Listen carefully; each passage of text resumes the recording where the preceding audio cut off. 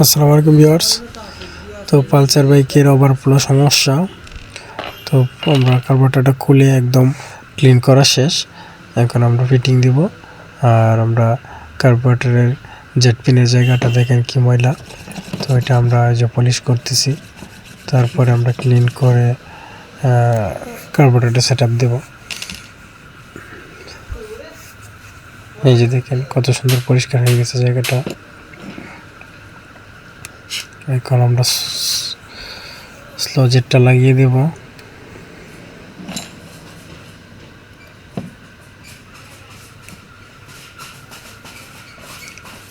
আমাদের slow jet লাগানো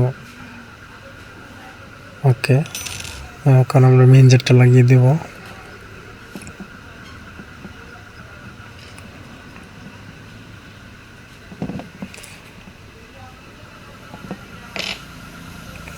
ওকে, আমাদের মেইন জেট লাগানো শেষ।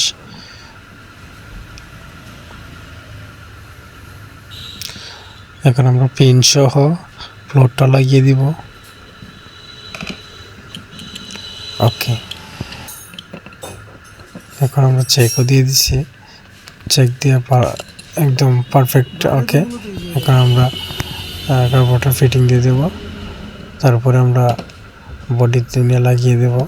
তো এই পালসার এই বাইকের একটা কষ্টসাধ্য বিষয় হচ্ছে এটার কার্বোরেটর খোলা ফিটিং অনেক কষ্টের।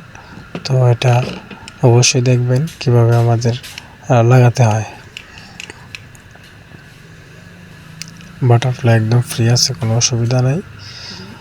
তো বাটারফ্লাইয়ের মধ্যে একটু স্ক্র্যাচ আছে, এতে কোনো সমস্যা হবে না। তো আমরা এটা সেট আপ দিয়ে শেষ করে দেবো কার্বোরেটরের কাজটা। তারপরে আমরা টেপিটা অ্যাডজাস্ট করব আর কার্বোরেটরটা লাগিয়ে দেব। দেখাবো কিভাবে কার্বোরেটর লাগাতে হয়।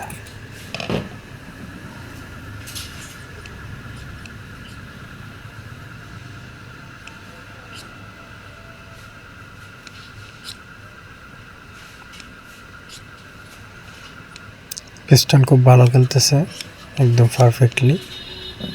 এই যে দেখুন হাওয়া দিচ্ছি, কত সুন্দর খেলতেছে। তো এই যে এই অল্প একটু জায়গার মধ্যে কার্বোরেটরটা লাগানো অনেক কষ্টের। তো এই যে কার্বোরেটর দিলে আমাদের ম্যানিফোল্ডটা বসে না, আবার ম্যানিফোল্ড দিলে কার্বোরেটরটা বসে না। তো খুবই সমস্যা এই জায়গাটা। তো এটা আমরা আমাদের এই বাইকের ক্ষেত্রে বিশেষ করে আমরা এই যে কার্বোরেটর সেট আপ দিয়ে দিছি। তো আমরা এটা খুলে নিয়ে এসেছি। এয়ার ক্লিনার বক্সটা আমরা এই পাশে 3টা নাট আছে, এগুলো খুলে এয়ার ক্লিনার বক্সটা একটু পিছন দিকে সরিয়ে তারপরে যে এখানে আমরা চেসিসের সাইডটা খুলে নিয়েছি। এটা খুলে তারপরে আমরা পিছনে এনে তারপরে কার্বোরেটরটা সেট আপ দিয়েছি।